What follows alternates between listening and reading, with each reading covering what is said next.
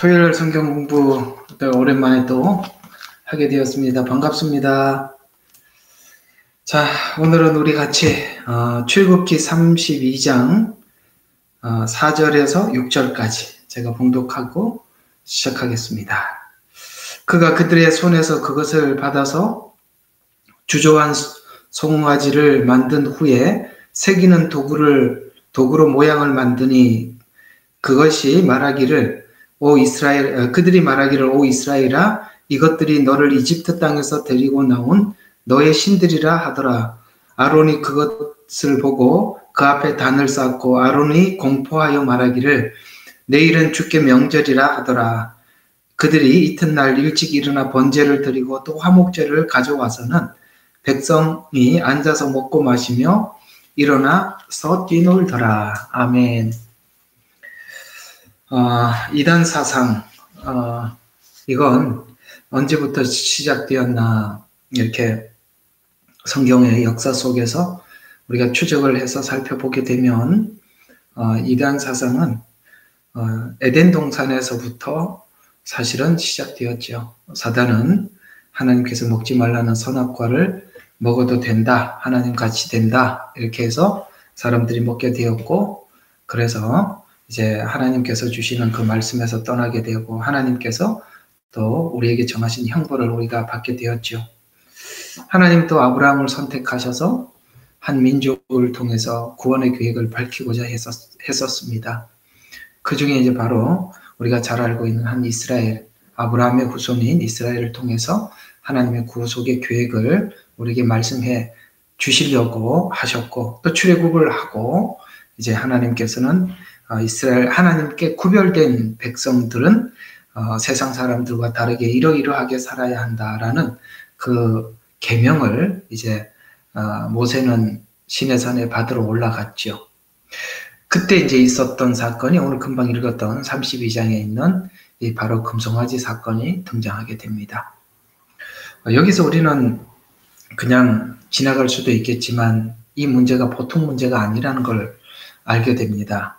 이 32장에 있는 사건은 단회적으로 끝난 사건이 아니라 이스라엘 역사 내내 이 사건과 비슷한 상황에서 계속 등장했었기 때문에 그렇습니다.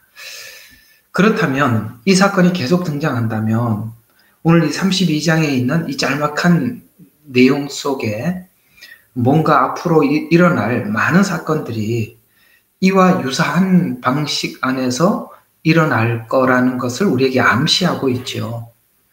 그러니까 오늘 출애굽기 32장 말씀은 우리가 잘 이해하고 알고 있어도 앞으로 있을 이 금송아지 사건과 같은 이단 사상은 어떤 형태에서 발발하게 되고 어떻게 발전해 나가는지, 그다음에 여기 짧은 이야기 속에도 많은 의미들을 우리에게 전달해 주고 있기 때문에 오늘 이 내용을 잘 연구를 하고 나면 이단 사상은 이렇게 출발을 하는구나, 이렇게 발전하는구나, 결국은 이 문제가 이렇게까지 가는구나, 이렇게 우리가 이해하는 데 큰 도움이 될 겁니다.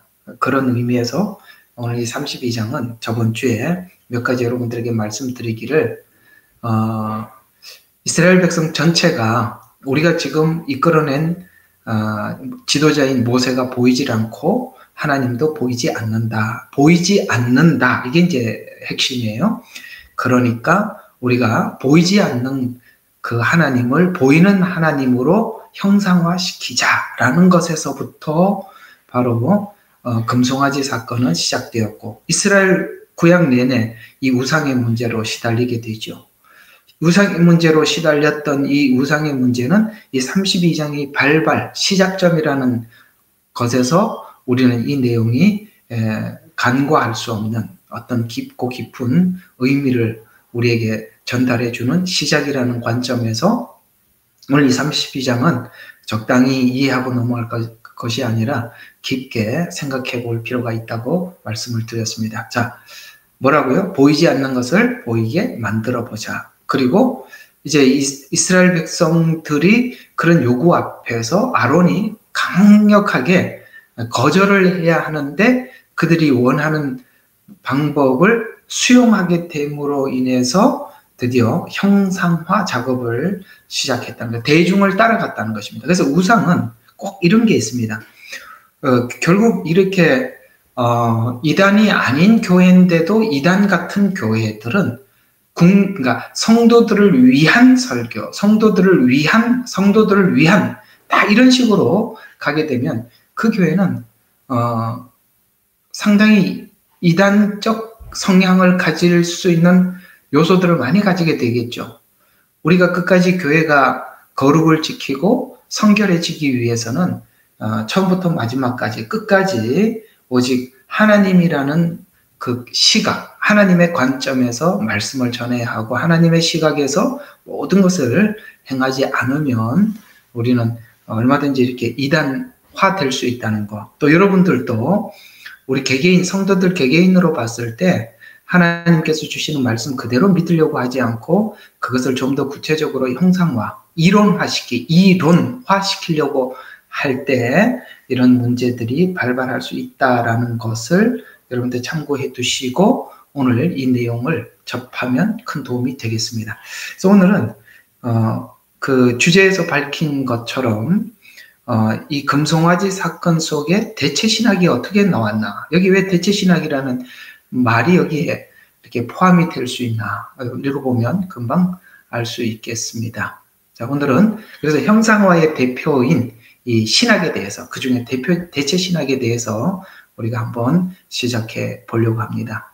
자, 신학이라는 말은 우리가 뭐 신학교를 졸업을 하고 신학교 이런 이야기 하죠. 신학이라는 것은 쉽게 말해서 이런 겁니다.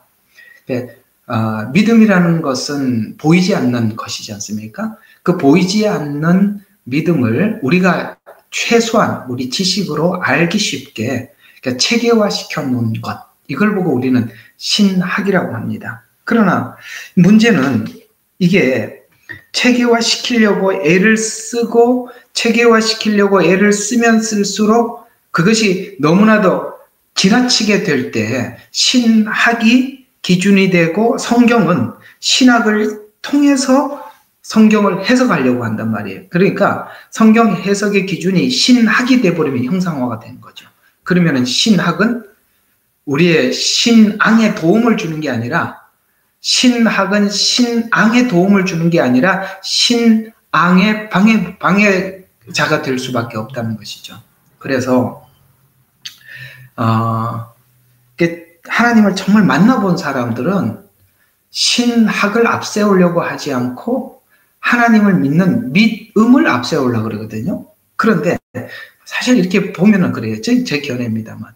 그러니까 하나님을 만난 경험이 없는 분들이 신학을 하게 되면 하나님을 믿음으로 받아들이려고 하는 게 아니라 자꾸 체계화시키고 형상화시키려고 하는데 굉장히 애를 쓰는 것을 보게 돼요. 그건 잘못된 거죠. 그래서 그러다 보니까 무엇까지 가게 됐냐면 이 대체신학이라는 이런 참 기가 막히는 신학이 등장하게 되었고, 이것이 여러분 오늘 이 대체신학을 이제 앞으로 쭉 하다 보면 뭘 느끼게 되냐면 이분들이 이 대체신학이라는 것 때문에 이스라엘을 보지 못하는구나. 이스라엘을 못 보니까 재림을 못 보는구나. 이스라엘을 못 보니까 이것도 안 보이는구나. 예언서가 닫히는구나. 이스라엘을 모르니까 모든 게 다 닫히는구나. 이게 이제 알게 되거든요. 그렇습니다. 왜 교회가 지금 종말인데 종말 이야기를 안 하냐? 대체신학 때문에 그래요. 대체신학이라는 게 도대체 뭔데 이렇게까지 심각하나? 심각하죠. 굉장히 심각한 겁니다. 대부분은 이 대체신학에 막혀 있으면 재림도 보지 못하고 성경의 해석의 많은 부분들이 닫힐 수밖에 없어요. 안 열려요. 자, 특히 에스겔서나 다니엘서, 이 예언서들은 설명할 수가 없어요. 대체신학에 딱 함몰이 되면. 그렇게 신학이라는 것이 한 번쯤은 우리가 한 번쯤 필요는 합니다만 신학에 빠지면 정말 곤란해지는 거거든요. 자, 믿음은 보이지 않는 것을 믿는 것인데 신학은 보이지 않는 것을 형상화시키는 것입니다. 믿음은 하나님과의 만남 안에서 말씀을 통해서 하나님을 알아가고 이해하게 되는 것입니다. 만남. 그러니까 신학이 우선이 아니라 하나님과의 만남이 우선이라는 거죠. 그러면 하나님을 만나고 신학이 정립된 사람들과 만남이 없이 신학이 정립된 사람들의 차이는 뭐냐? 뚜렷하게 이것이 차이가 납니다. 하나님을 만난 사람들은 변화와 새로움에 그러니까 변화가 있고 새로움이 있어요. 그러나 이런 만남이 없이 하나님, 그러니까 신학적으로 믿음을 이해하기 시작하면 반드시 그 사람에게는 변화도 없고 새로움의 시도가 없어요. 그냥 아는 지식일 뿐이지요.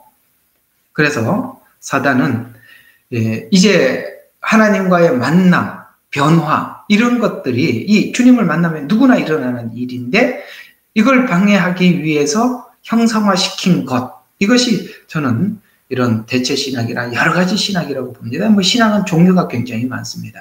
자유주의 신학이라는 것이 여성 해방, 자유주의 신학 안에서 여성 해방 신학이 나오고 노동 신학이 나오고 그런 거, 부흥 신학, 교회가 부흥해야 한다. 뭐 이런 것도, 그 다음에 기복 신학, 뭐 이런 것들, 대체 신학 이렇게 사실은 굉장히 여러 개가 쭉 지금 하여튼 이런 신학들을 설명하면. 그래서 자꾸 복 이렇게 이야기하는구나. 물질 복 이런 이야기들이 그래서 나오는구나라는 것을 알게 될 테니 뭐 그런 것까지 다 다루려니까 너무 복잡해요. 어쨌든 오늘 이 대체 신학이 아주 심각한 거라서 이 부분을 한번 다뤄보려고 합니다. 자, 히브리서 11장 3절에 보면 이 믿음을 이렇게 설명해 가고 있어요. 믿음의 사람들을 쭉 나열하기 전에 11장 1절부터 3절까지 믿음을 설명하다 3절에 이렇게 믿음을 설명합니다. 믿음으로 우리는 세상들이 하나님의 말씀으로 지어진 것을 깨닫나니. 자, 이 모든 창조는 우리가 형상화된 지식으로 깨닫는 게 아니라 믿음으로만이 깨달을 수 있게. 창세기 1장 1절도 믿음으로 시작해서 성경은 믿음으로 쭉 가서 요한계시록 22장도 믿음으로 끝이 나는 거거든요. 모든 것은 하나님의 말씀에 의해서 계획되어졌고 하나님의 말씀에 의해서 진행되고 하나님의 말씀대로 끝난다. 그래서 나는 알파요 오메가다. 이렇게 주님이 우리에게 말씀하시는 것과 같이 우리 모든 성경의 창세기 1장 1절부터 마지막 성경까지는 모두 다 믿음으로 우리가 받아들이는 거예요. 그래서 믿음으로 우리는 세상들이 하나님의 말씀으로 지어진 것을 깨닫나니 보이는 것들은 형상화된 것, 이렇게 보이는 것들은 나타난 것으로 된 것이 아니라, 이 말은 무슨 말이냐? 이 세상의 모든 것들은 우연히 창조된 것도 아니다. 우연히 구원받은 것도 아니고, 그 다음에 뭔가 이렇게 진화된 것도 아니고 형상화된 것도 아니다. 모든 것은 하나님이 말씀하시고 말씀하신 대로 되었고 진행하고 끝나는 것이다. 나는 시작이요 마지막이다. 알파요 오메가다. 이런 말들이 바로 하나님의 말씀 안에서만이 되는 것이다. 그걸 우리가 형상화하는 데는 우리는 불가능하죠. 그것은 믿을 수밖에 없는 일이죠. 그래서 믿음이라고 이야기하지, 이 믿음을 형상화하는 것에 대해서 하나님은 처음부터 우리에게 주의를 주고 있다는 거 우리는 기억해 줄 필요가 있어요. 그래서 여기 히브리서 11장 3절에서 우리에게 경고하는 바와 같이 타종교는 이 모든 것들이 우연의 발상이다 혹은 윤회다 이렇게 주장을 하기도 하고, 그래서 이 타종교의 경전은 우연, 그러니까 모든 것이 우연인데 그러다 보니까 신화가 될 수밖에 없죠. 신화를 만들어서 경전을 만들고, 그걸 보고 우리는 형상화시킨 것, 이렇게 형상화하지 말라고 그랬잖아요. 오늘 여기 보니까 이스라엘 백성들이 금송아지를 보이게 형상화하잖아요. 이거 하지 말라고 그랬거든요. 근데 형상화시켰죠. 그러나 기독교는 말씀으로 창조한 것이다 라는, 여기서부터 서로 전혀 다른 길을 가게 되는 것입니다. 오늘 이 본문에서 금방 읽었던 이 내용을 읽어보면 이게 출애굽하고 난 이후에 머지않아서 금방 일어났던 사건이라는 것에 대해서 놀랍습니다. 쉽게 말해서 이런 거죠. 에덴 동산에서 하나님께서 아담과 하와를 창조하시고 먹지 말라, 먹는 날에는 죽으리라는 이 선언을 하고 난 뒤에 금방 그 시간이 얼마인지는 모르지만 사단이 거기 찾아와서 그 하나님의 말씀을 변개시키잖아요. 이 작업을 에덴 동산에서 했고, 또 이스라엘 백성들을 하나님이 선택을 해서 지금 출애굽을 하고 지금 시내산까지 도착하는데, 요 기간이 32장이 이스라엘 백성들이 출애굽하고 여기 도착하는 시간이 그렇게 길지 않아요. 총 이 광야 생활이 총 40년 기간인데 여기까지 지금 여기 32장은 얼마 안 된 시간이거든요. 이 시간에 벌써 사단은 찾아와서 형상화 작업을 시작했다는 것에 굉장히 놀랍습니다. 동일하게 우리가 예수님을 구주로 영접하고 믿음으로 하나님을 다 받고 난 이후에 멀지 않아 또 이런 작업을 사단이 걸어온다는 것에 대해서 성경은 경고하고 있는 거죠. 왜? 나온 지 얼마 안 돼서 찾아와서 형상화 작업을 시작했듯이 우리가 예수님을 믿을 때 오직 믿으려고 할 때는 우리에게 전부 다 하나님의 모든 것이 받아들여지게 되지만 그때부터 무슨 이상하게 형상화 작업을, 그러니까 이론적으로 이해를 하려고 하는 그 순간부터 뭔가 체계화시키려고 하는 그 순간부터 혼란이 오기 시작하는 것처럼 믿는 우리 모두에게도 이런 시험은 있음에 대해서 여러분과 저는 부인할 수가 없는 것이죠. 에덴에서도 찾아왔고 출애굽 이후에도 금방 찾아왔고 오늘 믿는 우리들에게도 찾아왔고 교회가 세워지고 난 뒤에도 금세 이단은 출현하게 되죠. 그래서 이것이 아론이 오늘 금방 아론은 금송아지 우상을 만들고 이스라엘 백성들을 향해서 이스라엘아 이는 너희를 애굽 땅에서 인도하여 낸 너희의 신이로다. 그러니까 너희의 신이로다라고 공포했죠. 이것은 아론이 하나님을 금송아지 우상으로 이것이 너희를 애굽 땅에서 인도해낸 신이다라고 보이게 딱 만들어서 이게 바로 너희가 이것이다라고 딱 선포한 게 이게 대체란 말이에요. 하나님을 금송아지로 대체시켰다 이 말입니다. 금방 이해가 가죠. 아, 이게 바로 대체 신학이구나.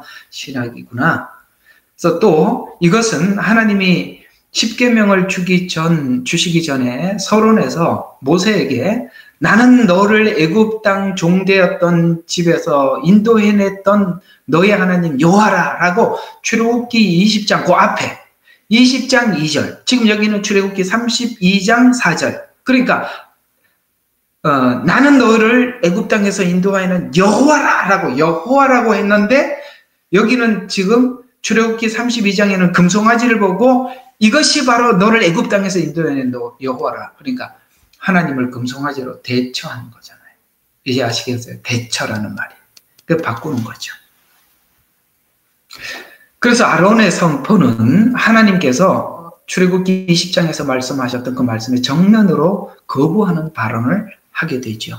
그래서 대체시키고 그리고 공포합니다. 공포를 해서 모든 사람들에게 공포를 해서 원래 성경을 이해하지 못하거나 공포한 내용으로 성경을 보게 됩니다. 이게 공포한 거. 그러니까 여러분 제일 좋은 건 뭐냐면 누군가가 참 설교를 참 잘하더라. 그런 사람들 말은 참고만 하고 생각에 제일 좋은 것은 여러분 스스로가 그냥 성경을 읽는 거예요. 그것보다 더 좋은 건 없는 것 같아요. 이게 지금 이스라엘 백성들은 하나님께서 그 홍해를 건너게 하시고 메추라기 만나를 먹고 여기까지 왔잖아요.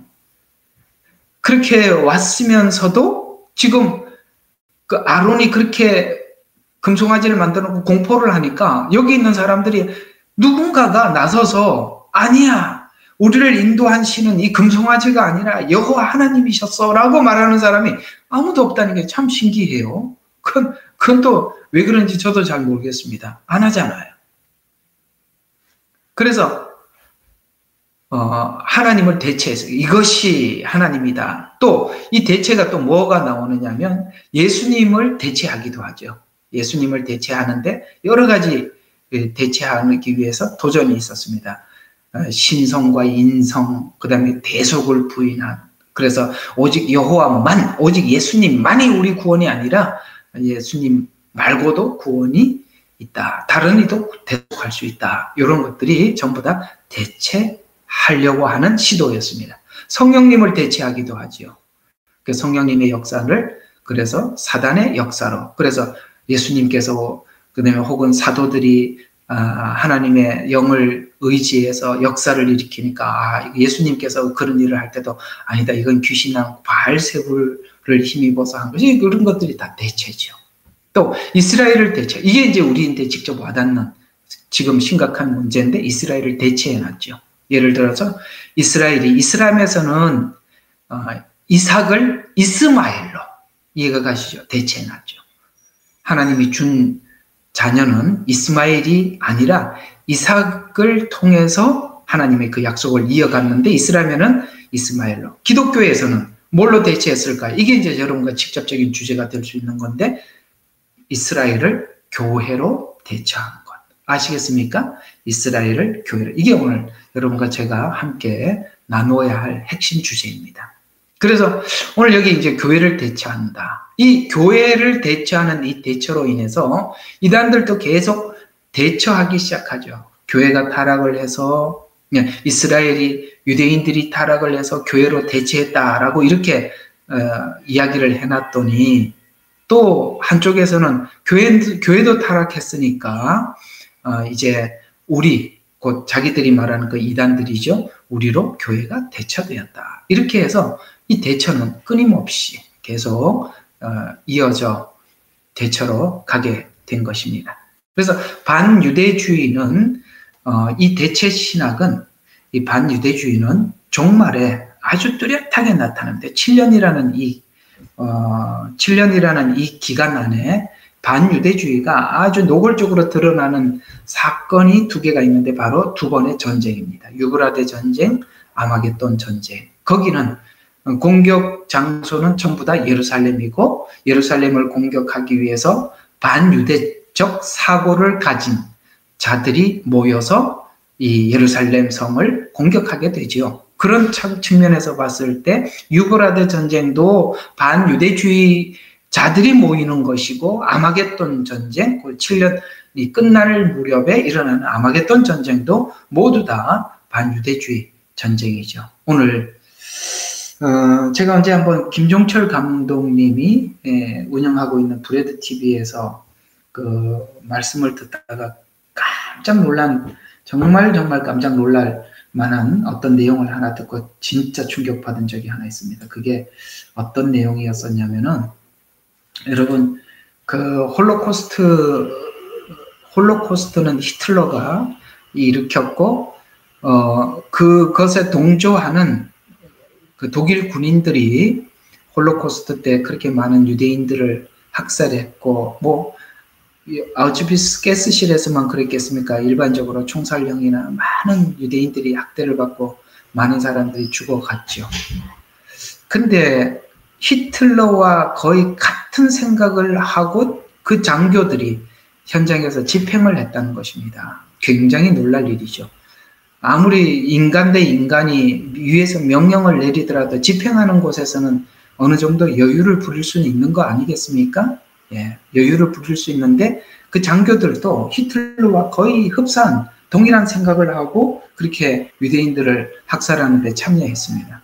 마지막 이 끝이 나고 난 이후에 이 전범들이 재판을 받은 이후에 그들이 사형 언도를 받은 사람들, 뭐 긴 징역형을 받은 사람들이 공통적으로 이런 주장을 냈다고 합니다. 우리를 심판하기 전에 이 사람을 먼저 심판을 해 주십시오. 그러면 우리들에게 한 심판을 우리가 받아들일 수가 있겠습니다. 라고 꺼내놨던 그 사람이 누구냐면 놀랍게도 루터입니다. 루터. 루터는 누굽니까? 독일의 종교개혁자 아닙니까? 종교개혁자였던 루터는 아주 정말 유대인을 싫어하는 반유대주의자였습니다. 그래서 히틀러는 그 장교들에게 금서였습니다. 그는 루터가 글은 썼지만 사람들에게 읽혀지지 못하도록 이렇게 감추어뒀던 책인데 그걸 필독서로 읽게 하고 반유대주의를 가슴속에 불타게 만들어서 그 장교들이 현장에서 유대인들을 학살하는데 조금도 양심의 가책이 없도록 그렇게 만들었다라는 그런 숨은 이야기가 있습니다. 이런 것처럼 종교개혁은 했지만 그 종교개혁을 했던 그 큰 영향을 주었던 오늘 우리가 개혁교단이라고 하는 이 개신교는 많은 자들이 이 바로 루터의 영향을 받게 되고 루터의 후손이었던 그 뒤를 이었던 많은 신학자들이 대부분이 반유대주의자들이었고 지금 저와 여러분이 이해하고 있는 신학적 이해, 지금 설교하는 이런 설교하시는 목사님들이 신학교에서 배워왔던 그 내용들은 대부분이 반유대주의적 사고 아래서 세워진 신학을 배우고 와서 우리가 듣고 있어요. 그런데요, 또 한 번 저를 놀라게 한 일이 하나가 있었어요. 그게 뭐였냐면 정말 놀랐습니다. 그 당시 히틀러가 유대인들을 학살할 때 유대인들에게 그 설문조사를 하니까 반유대주의적 사고를 가진 독일 사람들이 53%인가 2%인가 아마 그 부분이었던 것 같아요. 그런데 한국인들에게 그걸 또 반유대주의가 얼마나 한국은 있는가 하고 조사를 해봤더니 여러분 독일인이 그 당시에 가졌던 반유대주의적 그 퍼센트보다 1%가 한국인들에게는 더 높았다라고 그렇게 설문조사가 나온 걸 보고 엄청나게 놀랐습니다. 여러분 일반인들은 반유대주의가 될 이유가 없어요. 사실 우리는 유대인들과 직접적인 무역이나 정치나 이런 관련이 없는 민족 아니겠습니까? 그럼에도 불구하고 반유대주의 정서가 팽배한 것은 이거는 일반인들이 그 반유대주의 정서를 가질 이유는 거의 없거든요. 그럼 대부분이 이 반유대주의 정서를 가진 사람들은 교회 성도들이라 볼 수 있는데 그럼 성도들이 반유대주의적 정서는 어디서 생겼을까요? 아마도 목사님 영향을 받지 않았겠습니까? 성도들이 무슨 반유대주의 정서를 억지로 가질 이유는 없지요. 아마도 이렇게 가르쳤을 겁니다. 유대인들은 너무나도 악랄합니다. 예수님을 십자가에 못 박은 아주 악한 인간들입니다. 아마 이렇게 배웠던 그런 그 배움이 그들로 하여금 이렇게 반유대주의 정서를 가지게 만들었지 않았나라는 것이 합리적인 의심을 가질 수밖에 없어요. 더 놀라운 것은 참 이게 독일인이 가졌던 반유대 정서보다 우리 한국인들이 가지고 있는 반유대 정서가 더 높다는 것이 정말 충격적이었습니다. 이런 것처럼 유브라데 전쟁과 아마겟돈 전쟁이 모두 다 반유대주의자들이 모여서 예루살렘 성을 공격하는데 여기에 이 전쟁에 참여하는 사람들이 성경에 보면 많은 민족들이 참여하게 됩니다. 여기는 유대인이 한 명도 없죠. 다 타민족들입니다. 유대인이 아닌 민족들이죠. 자, 여러분 제가 오늘 이렇게 여러분들에게 좀 알기 쉽게 이렇게 설명을 했는데 양과 염소의 비유가 그 이야기라는 거 우리 잠깐 한번 보시죠. 이 양과 염소 이야기가 반유대주의 이야기라고? 예, 그렇습니다. 굉장히 처음 듣는 이야기 같죠? 여러분 굉장히 좀 분명히 처음 듣는 이야기. 한번 보십시다.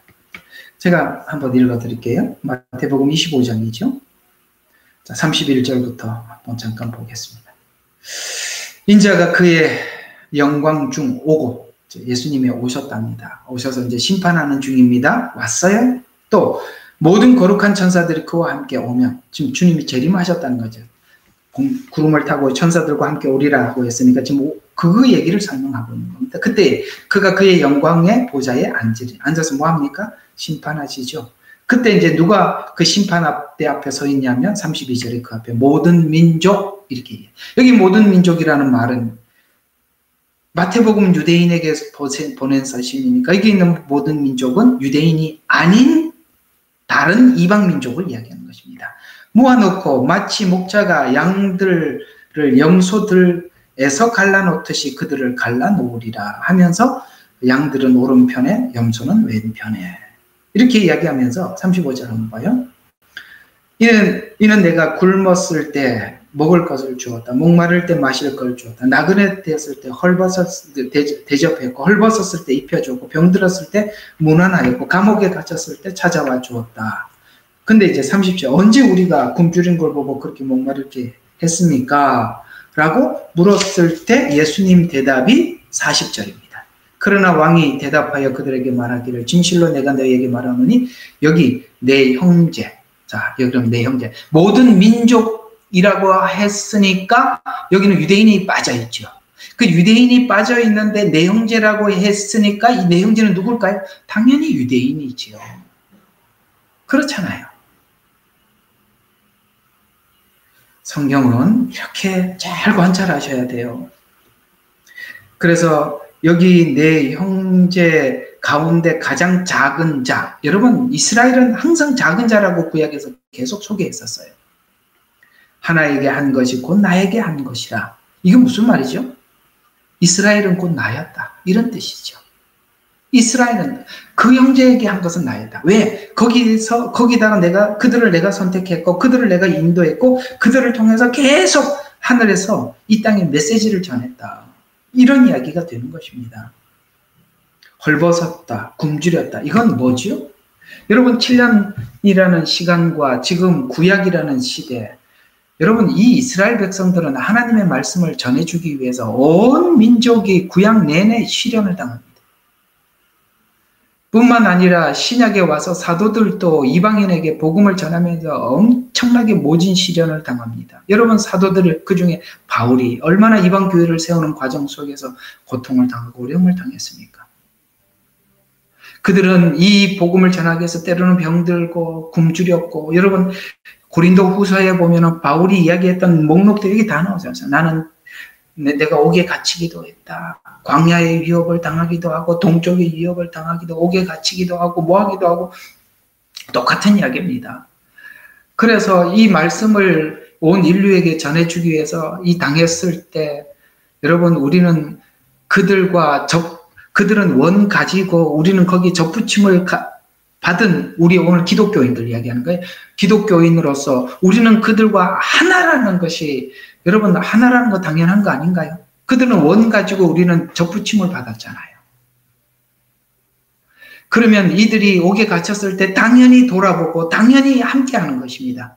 그런데 이제 앞으로 제가 이제 주일 낮 예배 시간에 그 에스겔서를 강의하고 있는데요. 이스라엘이 고통을 당하고 바벨론의 포로를 잡혀갈 때 그걸 보고 너무너무 좋아하고 행복해했던 사람들이 암몬 족속들이 있었습니다. 모압과 암몬은 여러분 아시다시피 그 누구죠? 노아의 두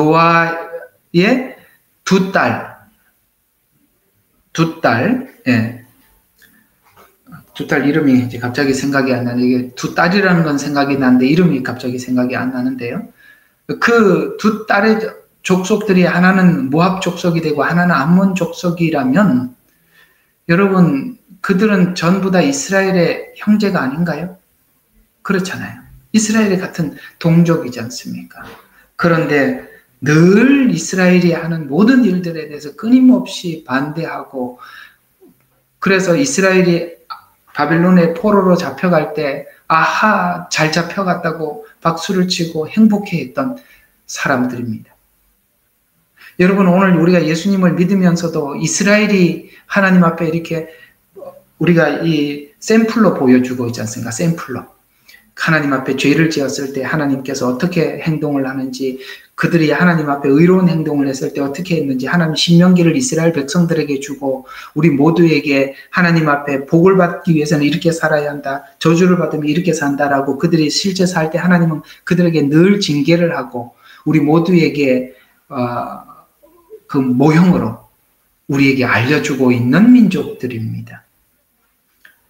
그들은 남도 아니고 하나님께서 우리에게 전하고자 하는 그 말씀을 신실하게 전해주기 위해서 많은 시련을 겪었던 사람이고, 사단은 그 메시지를 전하는 이스라엘이 너무너무 싫은 겁니다.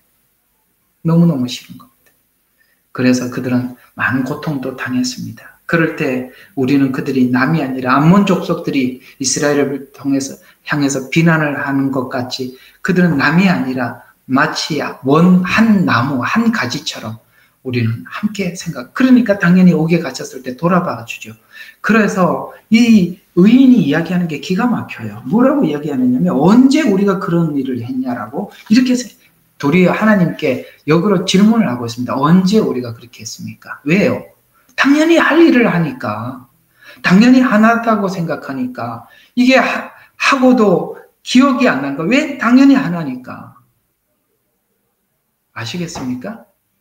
여러분, 그런 거예요. 이스라엘과 교회는 끊어져 있는 관계가 아니라 하나라는 거 꼭 기억하시길 바랍니다. 그래서 이 양과 염소의 비유는 이 반유대주의적 사고를 가지고는 절대 해석할 수가 없는 겁니다. 이 양과 염소 비유가 25장의 이 세 비유가 굉장히 어려운 비유예요. 그 중에 이 양과 염소의 비유는 반유대주의적 사고를 가지지 않으면 절대 알 수가 없습니다. 어떤 분들은 여기 이 이야기를 구제하지 않아서 구원받지 못했다. 하나님 앞에 그 염소처럼 영원히 영벌에 들어갔다라고 해서 이 구제하러 또 열심히 다니시는 분이 계시는데 그 사람은 정말 최고로 무식한 사람입니다. 마태복음 25장은 24장과 연결이 되어서 마지막 주님께서 오셨을 때 누구를 어떻게 갈라낼 것인가, 뭘 준비해야 되는 건가, 우리가 어떤 신앙을 가져야 하는 건가, 이 세 비유를 통해서 신부가 되기 위한 조건이 무엇인지를 잘 설명하고 있는 것이거든요. 자, 그래서 이 성경은, 모든 성경은 언약 당사자, 이스라엘과 했던 약속들이에요. 따라서 성경 해석은 1차적으로 언약 당사자, 예를 들어서 언약 당사자라고 한다면 이스라엘과 하나님이죠. 그래서 모든 이야기는 우리가 하나님과 이스라엘의 대화라는 관점에서 제3자 입장에서 보는 거고, 그 다음은 접붙임을 받은, 우리는 이제 이스라엘과 접붙여져 있으니까 접붙임을 받은 이방 교회로 해석을 해야 하는데, 순서가 이스라엘은 아예 빠져버리고 당사자가 교회가 돼서 우리에게 직접 주는 메시지, 이렇게 탁 하는 바람에 이 내용이 다 틀어져 버리는 거예요. 다 틀어져 버린 거라 이 말이에요.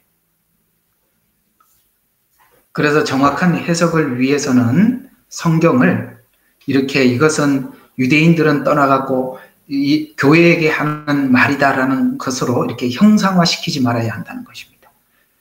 성경을 형상화시키지 말아야 하는 이유는 현재 우리가 배우고 있는 이런 개혁신학, 예를 들어서 우리 한국교회는 대부분 다 개혁신학이죠. 물론 한국교회뿐만이 아니라 지금까지 유럽교회, 그 다음에 유럽, 미국, 그 다음에 한국, 이렇게 복음이 그러니까 복음이 지금까지 계속 서쪽으로 빙빙빙 돌아왔거든요. 예루살렘에서 출발을 해서 유럽으로 갔죠. 유럽에서 영국으로 갔습니다. 영국에서 다시 미국으로 갔죠. 미국에서 한국으로, 한국에서 중국으로, 중국에서 지금 계속 서진연상, 동남아시아를 지나가고 그 다음에 여기 무슬림 국가를 지나가면 다시 예루살렘으로 돌아가는데, 놀랍게도 이 선교 역사를 보면은 계속 선교는 서진을 했어요. 유럽 이렇게. 근데 이 모든 이렇게 돌아가는 이 복음들이 대부분이 이 개혁신학이라고 한다면 우리 한국교회가 가지고 있는 모든 대부분의 교단들은 개혁신학입니다. 이 개혁신학이 보수다 어쩌다 그래도 정말 중요한 부분들이 문제가 있다 이 말입니다. 대체신학. 이 대체신학으로 개혁신학이 정리가 되어 있기 때문에 이게 굉장히 문제가 많아요. 왜냐하면 이 개혁신학에 영향을 준 시작이 어디냐면 바로 여기서부터 이 개혁신학은 시작이 되었어요. 여러분, 콘스탄틴 대제, 밀라노 칙령을 통해서 AD 313년 여러분 아시죠? 이게 굉장히 큰 그 기독교의 사건이었죠. 로마가 계속 핍박을 하다가 그 핍박에서 벗어나서 기독교가 이제 자유를 얻기 시작했던, 그게 이제 밀라노 칙령, 콘스탄틴 대제의 313년 이야기인데, 여기에 숨은 함정이 있다는 걸 아셔야 합니다. 근데 이 콘스탄틴 대제가 가만히 보니까 기독교인들은 이해가 가는데 이 유대인들이 기독교인들하고 같은 줄 알았는데 보니까 유대인들은 아니거든요. 기독교인들하고 다르거든요. 그래서 기독교인들만 수용하기로 하고 유대인들은 빼버리는, 그래서 반유대주의가 콘스탄틴 대제 313년에 이때부터 반유대주의로부터 기독교가 이제 국교가 되기 시작했습니다. 313년. 그러니까 반유대주의가 이게 중요한 겁니다. 기독교가 자유를 얻었다라는 것보다 우리가 지금 대체신학을 지금 오늘 여러분과 제가 공부를 하고 있으니까 이 대체신학의 출발은 바로 콘스탄틴 대제 313년 밀라노 칙령 때부터 반유대주의는 시작했다라는 것이 시작입니다. 그래서 이 밀라노 칙령 이후에 괴상한 종교가 탄생하죠. 그게 천주교입니다. 천주교는 굉장히 문제가 많습니다. 천주교는요, 여러분 반유대주의. 여러분 히틀러가 그 유대인들을 핍박을 할 때 이 사실은 천주교가 뒤에서 계속 인정을 해주고 계속 그걸 뭡니까? 응원을 해줬기 때문에 그 일을 계속 해줄 수 있었던 것입니다. 천주교는 반유대주의예요. 근데 우리가 아까 잠깐 더 언급했습니다만 루터 종교개혁자이었던 루터도 반유대주의자인데 그는 참 심각했습니다. 이 반유대주의가. 그렇다면 이미 형상화된 이 개혁신학은 반유대주의 아래에서 정립한 상태입니다. 그렇다면 어떤 신학이든 우리가 지금 알고 있는 이 모든 이 개혁신학에서 대부분의 신학이 나왔으니까요. 칼빈과 루터가 종교개혁을 한 것도 반유대주의고 천주교도 반유대주의고 그렇다면 어떤 신학이든 반유대주의에서 시작되었다는 이야기가 되고 그래서 현재 신학들은 유대인에 대한 반유대적 성격을 가지고 있다는 것에서 우리는 지금 이 형상화된 이 신학을 들여다봐야 된다는 거예요. 왜 그런지는 앞으로 계속 자세히 좀 설명을 하겠습니다. 자세히. 오늘은 좀 이렇게 그 역사적으로만 좀 고찰을 해보죠. 왜 이게 역사적으로 고찰을 하는 게 중요하냐면 사람들은 자꾸 이렇게 어떤 사람들은 자꾸 이렇게 성경을 따지고 이게 아닌데요 그런데 이게 성경에서 잘 모르는 거는 역사신학에서 풀어야 돼요. 자, 그래서 우리는 이 대체신학인데 이 신학은 본문에서 오늘 아론이 금송아지를 만들고 이스라엘 백성들을 향해서 이것이 바로 애굽에서 인도한 신이다라고 공포하는 여기서부터 대체가 시작되는데 이 성향은 아까 말씀드린 것처럼 쭉 있어 왔는데 이 초대교회에 있었던 그 요한계시록의 7교회 중에 있었던 그 서머나 교회에 보낸 서신 안에도 이 대체신학이라는 내용이 언급이 되어 있어요. 어떻게 언급되어 있느냐 한번 봅시다. 예수님은 자신을 처음이요 알파요 그다음에 마지막인 분으로 소개하십니다. 이 서머나 교회에 예수님께서는 자신도 십자가에 죽으셨고 부활했기 때문에 서머나 교회에 그 순교한 자들을 위로하시고 동시에 죽음 뒤에 있을 부활의 소망을 부어주시죠. 그래서 요한계시록 2장 9절에 보면 내가 내 행위와 환난과 궁핍을 안다. 또 스스로 유대인이라고 하나 유대인이 아니요. 잘 들어요. 유대인이라고 하는데 유대인이 아니요. 사단의 회당인 그들의 신성모독을 아노라. 여러분 여기 말하는 유대인이라 하는 말은 하지만 유대인이 아니다 라고 말하는 것처럼 오늘 우리가 이 기독교 안에서도 내가 기독교인입니다 라고 하지만 기독교인이 아닌 사단의 모임이 있더라는 거예요. 사단이 그렇게 나도 기독교인입니다 하고 침투해서 뭔가 하나님의 말씀을 변개시키고 변질시키고 하나님이 딱 고정해놓은 이스라엘은 이스라엘, 교회는 교회 이렇게 딱 구분을 해놨는데 그걸 슬쩍 바꿔치기 하는 그런 사단의 회의 모임이 있다. 계시록 2장 9절에 보면 스스로 유대인이라 하나 유대인이 아니며 사단의 회당인 그들은 누구이냐. 이 구절이 대체신학을 주장하는 자들을 이야기하는데요. 대체신학이라는 것은 이스라엘은 예수님을 죽인 민족이다. 그래서 하나님의 축복에서 영혼이 끊어졌다고 이야기해요. 대체신학의 문제가 그거예요. 이스라엘을 대체했다. 그러므로 이제 교회가 하나님의 선민이 되었고 하나님은 그러니까 하나님의 이스라엘이라는 것입니다. 그러므로 구약에 있는 하나님께서 아브라함, 이삭, 야곱에게 약속한 모든 복이 교회에 것으로 대처되었다라고 주장을 하는 것입니다. 그래서 여러분, 구약에 나오는 예루살렘이라는 단어, 이스라엘이라는 단어, 야곱이라는 단어, 이런 것들을 우리가 자꾸 교회라는 이름으로 바꿔서 씁시다라고 이야기를 하는 거 들어보셨죠? 이건 무조건 다 교회다.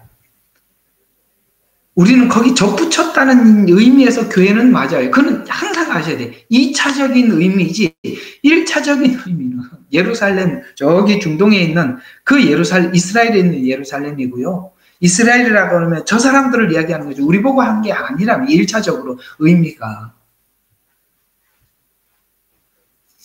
그래서 그렇다면 이 대처 신학은 오늘 이제 쭉 정리한 바로 보면은 에덴 동산에서 출애굽 즉시, 교회 탄생 즉시, 오늘 이게 세 군데 이야기했어요. 에덴 동산에서. 그 다음에 출애굽 즉시, 여기 출애굽기 32장 시내산 앞에서. 교회 탄생했을 때 서문화 교회. 그래서 이런 것처럼 대체신학 성경 번역에서, 그 다음에 성경 해석에서, 아시겠어요? 대체신학으로 어떤 데는 성경을 번역하는 데서, 그 다음에 해석하는 데서 계속 말씀을 변개시키고자 하는 작업은 계속되었다. 그렇다면 사단이 이 변개시키는 작업은 했고, 우리는 이 변개한 이 거짓된 복음, 거짓 복음을 우리가 분별하기 위해서는, 이 미혹을 받지 않기 위해서는 필연적으로 분별이 필요하지요. 분별이 필요한. 정말 예수님께서도 마지막 때 너희가 미혹을 받지 않도록 조심해라 라고 이게 분별에 대한 의미를 우리에게 계속 우리에게 강조해 왔어요. 그러면 우리가 분별을 가지려면 오늘은 이걸 좀 하고 마치겠습니다. 좀 더 기도회가 있어서 여기까지만 좀 해요. 분별을 하려면 첫 번째, 형상화된 신학적 선입견을 버려라. 잘 기억해 두세요. 신학적 선입견을 버려라. 나는 누구인데 배워서 나는 이런 신학을 뒤따라. 예를 들어서 나는 알미니안주의자야. 아이고 저 칼빈주의자들, 저 사람들 말이야, 예정론 저 다 틀렸어. 이렇게 하면 여러분들도 거기에 속고 있는 거예요. 여러분, 성경 안에는 알미니안도 있고 칼빈도 있어요. 둘 다 있어요. 그러나 칼빈으로 성경 전체를 보는 것도 아니고 알미니안으로 보는 것도 아니에요. 그게 두 개가 조화롭게 섞여 있다는 걸 아셔야 돼요. 인간의 자유의지와 하나님의 주권, 이 두 개가 같이 있어요. 빠지지 말란 말이에요. 형상화에 빠지지 말란 말이에요. 또 우리가 모르는 걸 억지로 풀려고 하지 마라. 참 정말 권면해 드리는데, 모르는 거를 억지로 풀려고 하지 마십시오. 그냥 모르는 거는 모르는 거대로 두세요. 하나님이 열어주실 때까지. 하나님이 아직 열을 필요가 없을 때 안 열어주시는 거예요. 그때가 왔을 때 열어주시는 거거든요. 그러니 여러분, 하나님께서 알려주실 때까지. 또 어떤 것을 우리가 이미 알았다 하더라도 하나님은 어느 시간에, 어떤 시간에는 그것을 더 정확하게, 더 깊이 주실 때가 있어서, 이미 알았던 것이 더 깊이 열릴 때가 있고, 어떤 것은 아직 안 열어주실 때가 있어요. 그건 하나님께서 열어주실 때까지 기다리시면 돼요. 여러분, 저 이렇게 성경 공부하면서 그런 거 많이 느낌을 받았을 거예요. 나는 전에 이렇게 알고 있었는데, 들어보니까 그 얘기가 이런 얘기더라. 근데 그게 왜 여러분들에게 닿을 수 있었냐면은, 전에는 그렇게 알고 있었는 데가 있었기 때문에 제가 설명해 주니까 알아듣는 거예요. 하나님께서 그것을 다 완벽하게 가르쳐 주지 않고 일부 조금만 가르쳐 주고 있었어요. 그러나 그것을 제가 여러분들에게 설명을 할 때, 그거구나 알게 된 것은 이미 알고 있었던 그것이 여러분들에게 더 깊이 열린 거예요. 그래서 처음에는 하나님께서 얇게 열어줄 수도 있어요. 더 깊이 그 다음에 하나님이 더 깊이 열어줄 때까지는 기다리시면 돼요. 어떤 사람들은 전부 다 이해해야 된다 하고 딱 팔을 걷어붙이고 달려드렸는데, 그것이 형상화 작업이 돼서 성경을 오해하게 된다. 또 믿음을 이성적으로 체계화시키지 말아라. 여러분, 믿음을 우리가 어떻게 체계화시킬 수 있겠습니까? 그거는 믿음은 체계화시킬 수가 없는 것입니다. 그래서 우리는 지금 이 주제가 대체신학인 만큼, 자, 그러면 우리가 이 대체신학이 등장할 줄 알고 하나님은 미리 우리에게 다 이렇게 바운더리를 쳐놓고 주의를 시킨 것이 있습니다. 대체신학. 자, 이것만 하고 마칠게요. 구약에서는 대체신학을 우리가 잘 구별하고 분별할 수 있도록 써놓은 성경이 있어요. 그게 룻기입니다. 룻기. 예, 룻기가 왜 대체신학을 알아보게 만드나? 그게 바로 이스라엘이 어떻게 타락을 하고, 그 다음에 이방인이었던 룻이 나오미였던 이스라엘이죠. 그들을 어떻게 회복에 대한 내용이 룻기. 그래서 룻기는 참 오랫동안 닫혀 있다가 마지막 때에 열린 참 신비로운 책입니다. 짧지만 참 신비로운 책이죠. 신약에서는 이 대체신학을 구분하기 위해서 준 성경이 저는 에베소서, 로마서 9장, 11장 여기라고 봅니다. 물론 다른 데도 많이 있지만 집중적으로 설명한 부분이 그예요. 자, 다시 한번 정리합니다. 구약에서는 뭐라고요? 룻기. 신약에서는 에베소서, 그 다음에 로마서 9장에서 11장. 이 부분만 열린다면, 이제 다음 주에 제가 설명해 드리겠습니다만, 이것만 열릴 수 있다면, 대체신학만 구별할 수 있다면, 교회가 종말을 외칠 겁니다. 종말을 외칠 겁니다. 주님 오실 날이 가까웠다는 것을 다 외칩니다. 대체신학이 해결이 되면요, 종말론 그냥 자연스럽게 보이는 거예요. 근데 왜 종말이 안 보이냐? 대체신학에 맞춰게 쌓여 있으니까 모르는 거거든요. 야, 어쨌든 여러분 오늘 또 귀한 거 하나 알았죠? 왜 교회가 이 종말이 됐는데 조용한가 했더니 이런 부분들이 닫혀서 그런 거구나. 목사님이 대체신학만 열리면 교회가 종말을 보게 될 거라고 말씀을 드렸는데, 여러분 뭘 기도해야 되는지 아시겠죠? 하나님, 이 마지막 때 종말을 보기 위해서는 대체신학으로 눈이 가려진 것을 열어주십시오. 그래서 교회가 새로운 이 성경을 성경대로만 해석하고 또 전달할 수 있게 해주세요. 이렇게 하면 되겠습니다. 오늘은 기도회가 있는 관계를 여기까지 하고 일단 제가 기도하고 마치죠. 하나님, 성경을 변개하고 해석을 변개하고 또 여러 가지 중요한 내용들, 특히 이스라엘을 대처하고, 이런 작업들이 사단이 당연히 하는 것입니다. 그것이 있으리라고 하나님은 에덴 동산에서부터 말씀해 주셨었습니다. 주님, 원하고 기도하기는 이 함정에 빠지지 않게 도와주십시오. 여기서 헤어나오게 도와주십시오. 그러기 위해서는 하나님 성경을 활짝 열어주시고, 아버지 하나님, 우리에게도 이런 것들을 분별할 수 있는 하나님 지혜와 명철을, 또 말씀을 주시옵소서. 감사드렸고 예수님 이름으로 기도드렸습니다. 아멘.